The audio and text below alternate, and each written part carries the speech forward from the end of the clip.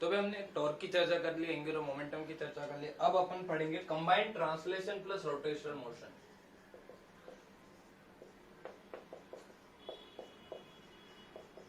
जिसके अंदर पार्टिकल जो है वो ट्रांसलेशन मोशन भी करेगा एंड रोटेशनल मोशन भी करेगा। मतलब वो दो मोशन का मिक्स है। मतलब वो अपनी एक्सिस पे रोटेट भी करेगा कुछ ओमेगा एंड अल्फा से, एंड वो आगे भी जाएगा कुछ वेलोसिटी और एक्सेलरेशन के साथ। ठीक है, और दोनों जब कंबाइन हो जाएगी तो रोटेट भी करता जाएगा और आगे भी जाता जाएगा।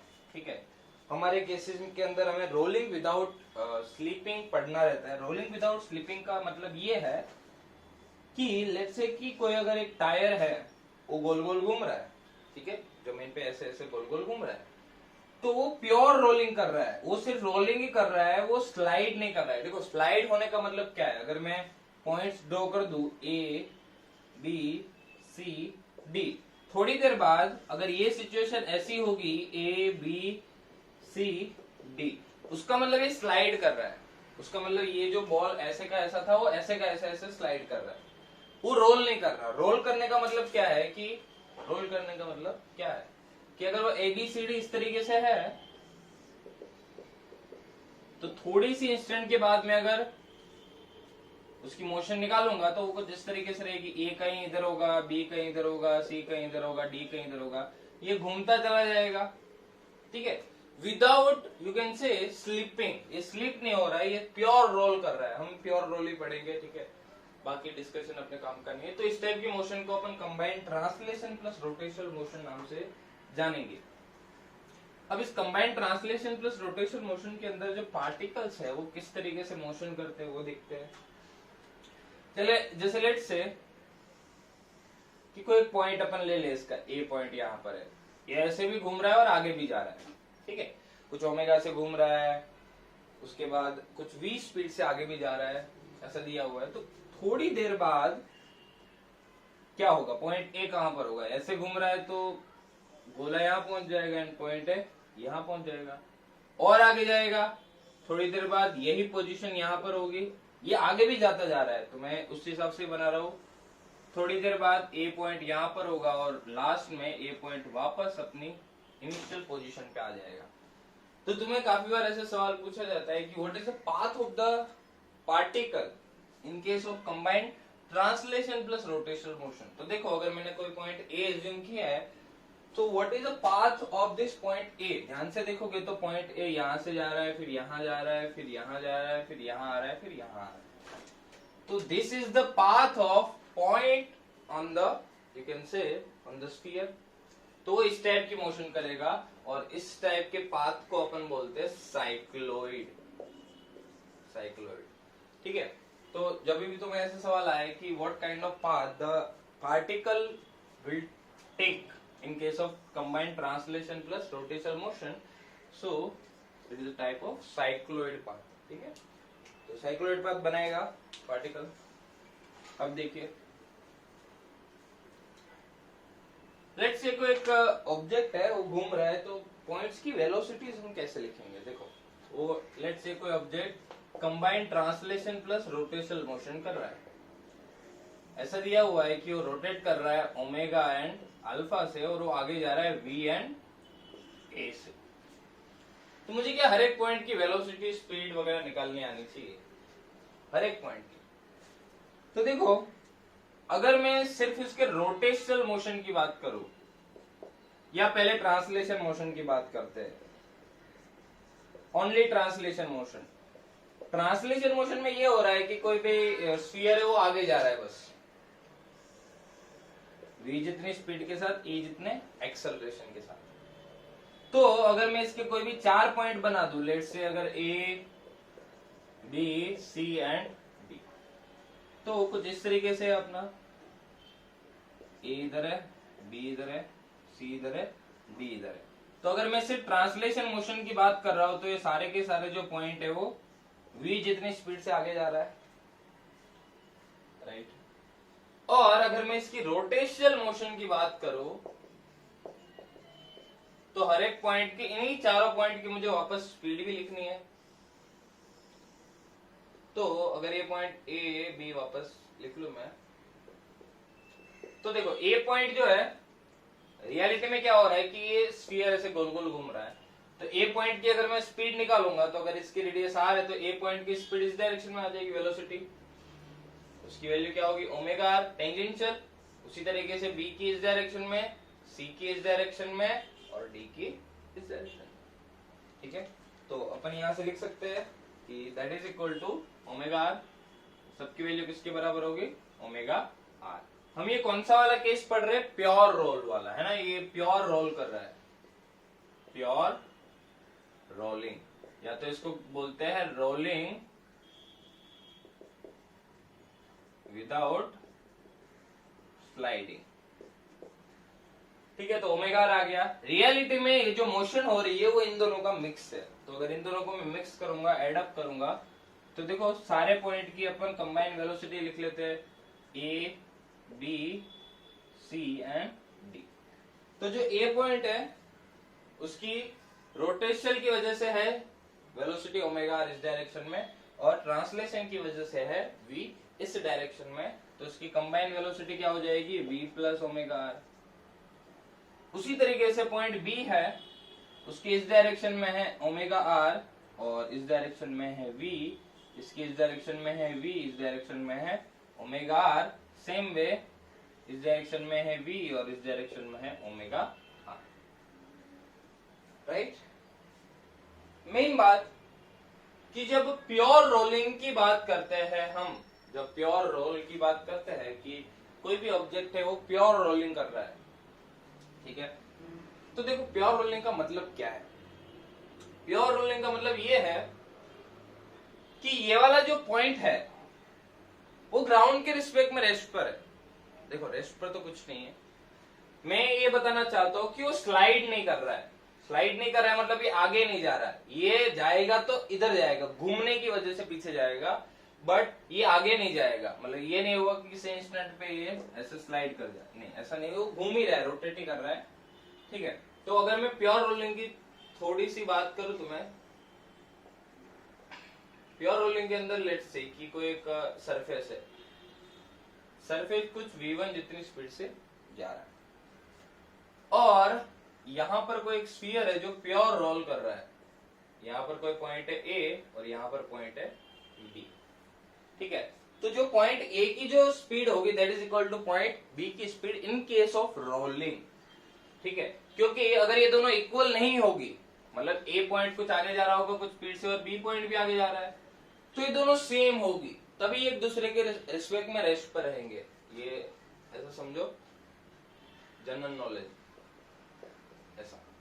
ठीक है, तो A पॉइंट है वो इस डायरेक्शन में जाएगा, B इस डायरेक्शन में v1 स्पीड से, बट यहाँ पर मेन बात ये है कि दोनों की जो स्पीड है वो सेम है, तभी ये प्योर रोल करेगा। प्योर रोल का फीलिंग बस समझना है थोड़ा कि प्योर रोल रियलिटी में है क्या, मतलब रोलिंग विदाउट स्लाइडिंग, सिर्फ रोलिंग हो रही है। तो ये वाला जो पॉइंट है वो इसके रिस्पेक्ट में रेस्ट पर हो जाएगा, जो सरफेस है उसके रिस्पेक्ट में रेस्ट पर हो जाएगा। तो मैं लिख सकता हूँ velocity of point A is equal to velocity of point B. Velocity of point B, B is the surface, तो वेलोसिटी ऑफ सरफेस कितनी है v1, क्योंकि वो v1 स्पीड से आगे जा रही है। What is the velocity of point ए, मतलब ये जो ग्राउंड के टच में जो पॉइंट रहता है उसकी वेलोसिटी कितनी रहेगी। तो देखो यहाँ पर इसकी वेलोसिटी कितनी है v माइनस ओमेगा आर। ठीक है, नेट रिजल्टेंट वेलोसिटी लिखनी है, तो यहाँ से क्या आ जाएगा v minus omega R that is equal to v1, where v1 is the velocity of surface.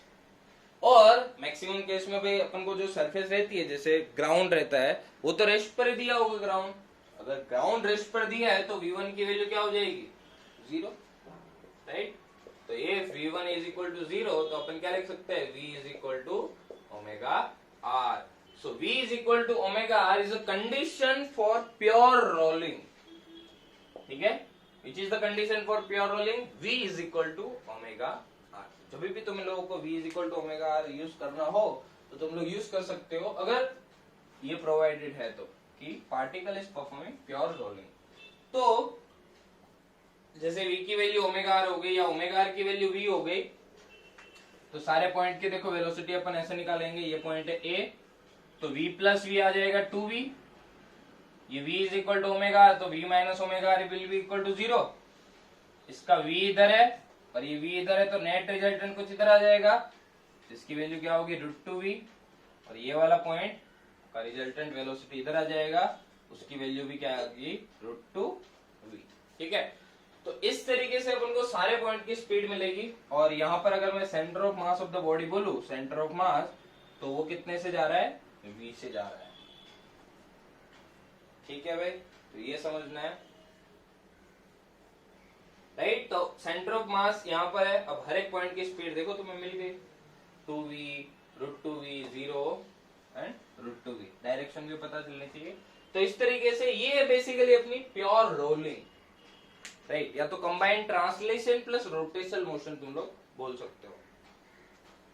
इसके अंदर हमारी मेन बात आती है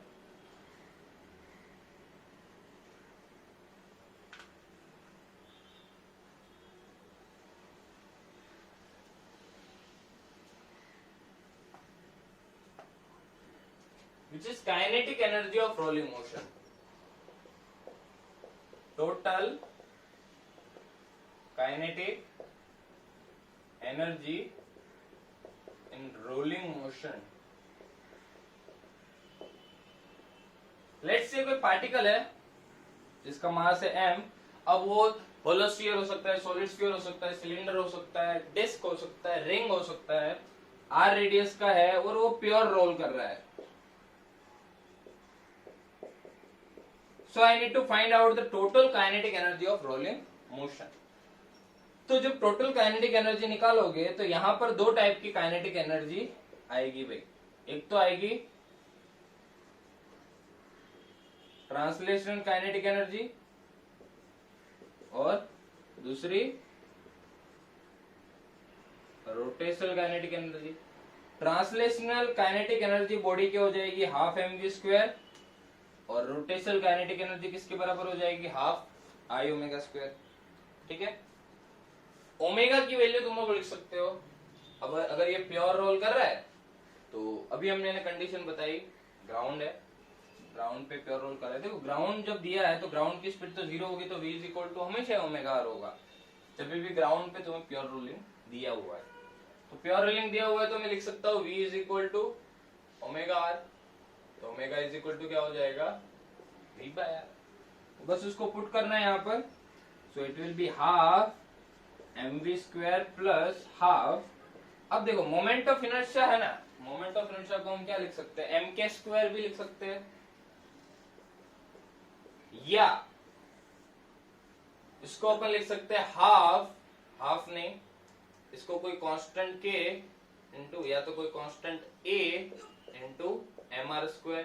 अब a की वैल्यू अलग अलग होगी, रिंग के लिए a की वैल्यू हो जाएगी 1, अभी लिखते हैं। ठीक है, तो इसको तो पहले mk² के फॉर्म में लिख लेते हैं, mk² इंटू ओमेगा को क्या लिख सकते हैं, v² बाय r²। तो यहां से ध्यान से देखोगे तो हाफ mv² कॉमन अंदर आ गया 1 प्लस k² बाय r²। यहाँ पे मैंने क्या किया, I is equal to mk² and what is the value of k, what is k, k is basically radius of gyration.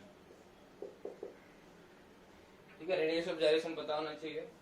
It's the distance of the point where we can assume the whole mass to be concentrated, and the moment of inertia of that mass about the axis is equal to the moment of inertia of an entire body about that particular axis. That distance is known as radius of gyration of the body। अलग अलग के लिए radius of gyration अलग अलग रहेगी, उसके हिसाब से तुम लोग काइनेटिक एनर्जी टोटल निकाल सकते हो।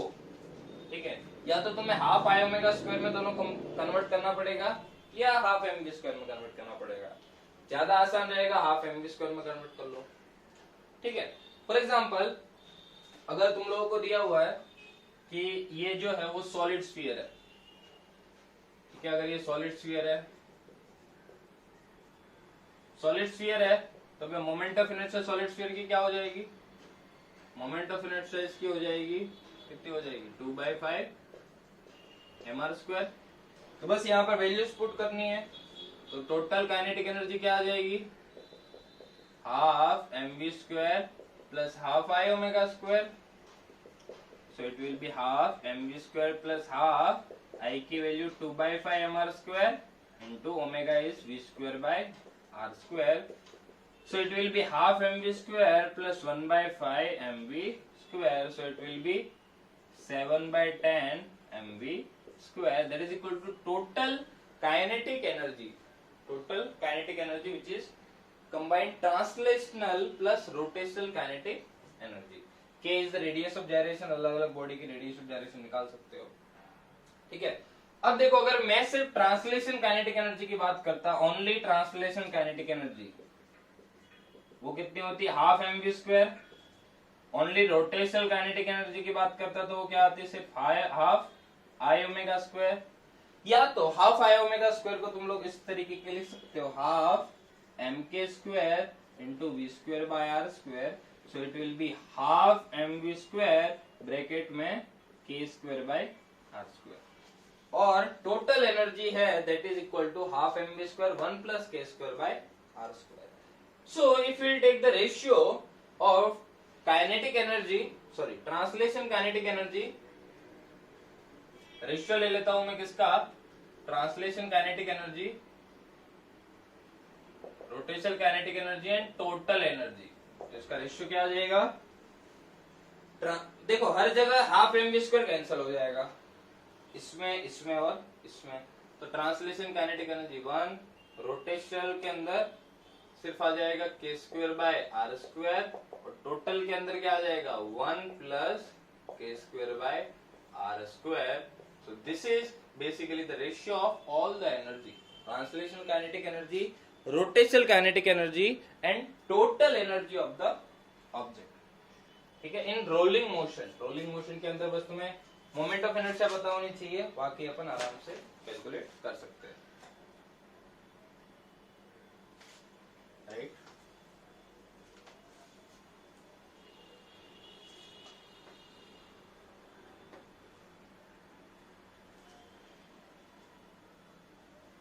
अब देखो एक बहुत ही बेसिक चीज कि rolling motion on an inclined plane. एक इंक्लाइंड प्लेन दिया है, उस पे एक पार्टिकल रोलिंग मोशन कर रहा है, यहां से रिलीज हुआ है. वो हर टाइप का हो सकता है, सिलेंडर हो सकता है, रिंग हो सकता है, डिस्क हो सकता है, XYZ हो सकता है. तो ये हाइट है h और ये डिस्टेंस कुछ भी ले लो, ये डिस्टेंस लेट से है d और ये है थीटा. तो पहले h और d में रिलेशन निकालोगे तो साइन थीटा इक्वल टू क्या आएगा भाई? h by D. तो h की वैल्यू क्या है बच्चों? d sine theta. ठीक है. काम आए आ जाए नहीं आ जाए देखते हैं. लेट से यहाँ पर जो भी है उसकी रेडियस कितनी है? r है. और वो रोल करके, प्योर रोलिंग करके यहाँ ग्राउंड तक आ रहा है, तो ग्राउंड पे आएगा तब मुझे उसका एक्सेलरेशन, मतलब इसका बेसिकली एक्सेलरेशन पूछ सकते हैं, वेलोसिटी एट द ग्राउंड पूछ सकते हैं, काफी सारी चीजें.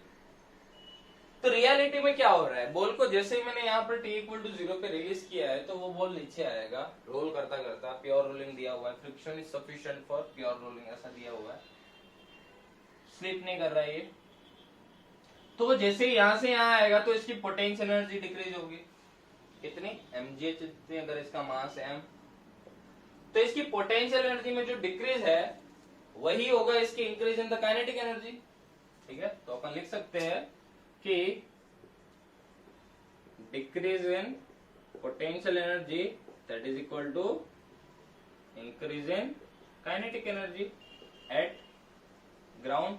ग्राउंड पे जो भी काइनेटिक एनर्जी आएगी. और एक और बात कि ये प्योर रोल कर रहा है, तो इसकी दो टाइप की काइनेटिक एनर्जी होगी. एक तो होगी translation kinetic energy plus rotational kinetic energy. So what is the decrease in the potential energy? अगर वो h जितनी हाइट नीचे आएगा तो decrease in the potential energy is equal to mgh. Now this mgh is converted into two types of energy. One is half mv square and one is half I omega square. One is translation kinetic energy and one is rotational kinetic energy. तो यहाँ पे अपना आ जाएगा mgh that is equal to half mv square plus half mk square into v square by r square. So again half mv square will be common and it will be 1 plus k square by r square, and that is equal to mg h, and m and n will be cancelled out. अपन को निकालना है v, which is the final velocity at the ground. तो v की value यहाँ से क्या आ जाएगी, देखो v स्क्वायर की वैल्यू आ जाएगी 2gh divide by 1 plus k square by r square. So the velocity of the particle at the ground, which is equal to under root 2gh divided by 1 plus k square by r square, right? Which is the velocity of the particle at ground. अगर velocity आ गई तो तुम्हें acceleration of the particle भी पूछ सकते हैं eight ground. तो कैसे करोगे एक्सेलरेशन? मैंने इनिशियली तो उसको रिलीज किया है, तो u इज इक्वल टू 0. यहां से यहां का डिस्प्लेसमेंट कितना है d, तो मैं लिख सकता हूं v square minus u square is equal to 2ad.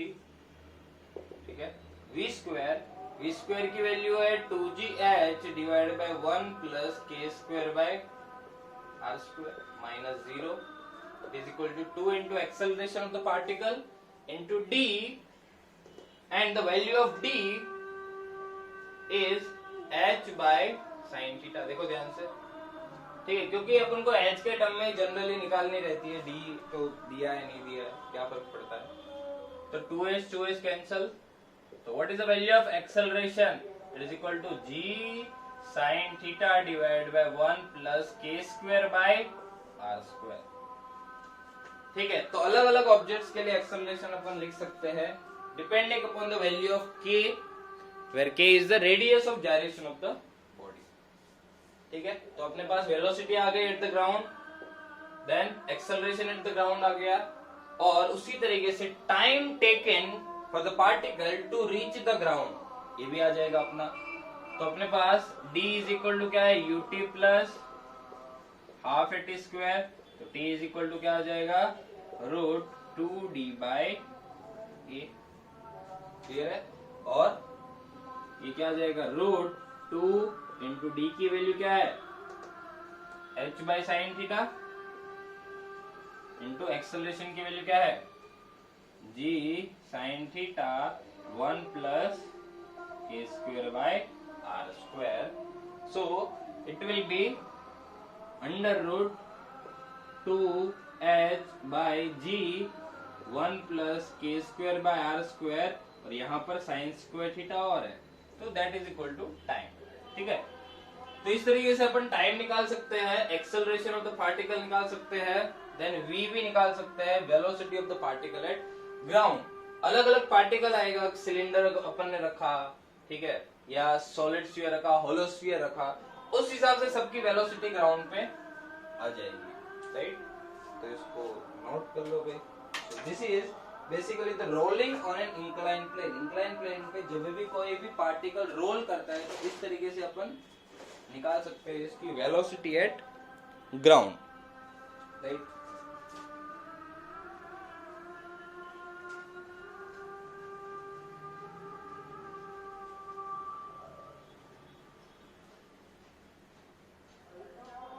Let's do one numerical. मुझे ऐसा दिया हुआ है कि कोई एक सॉलिड स्फीयर है, ठीक है, वापस नीचे आ रहा है, यह हाइट 10 मीटर है. तो जब वो नीचे आएगा तब उसकी हॉरिजॉन्टल स्पीड v क्या होगी? ये क्या है, सॉलिड स्फीयर है, उसको मैंने रिलीज किया है यहां से. तो what is the speed at ground? Find out the speed of the particle when it will reach to the ground. ठीक है, हाइट 10 मीटर है, ट्राई करो सॉल्व करने की.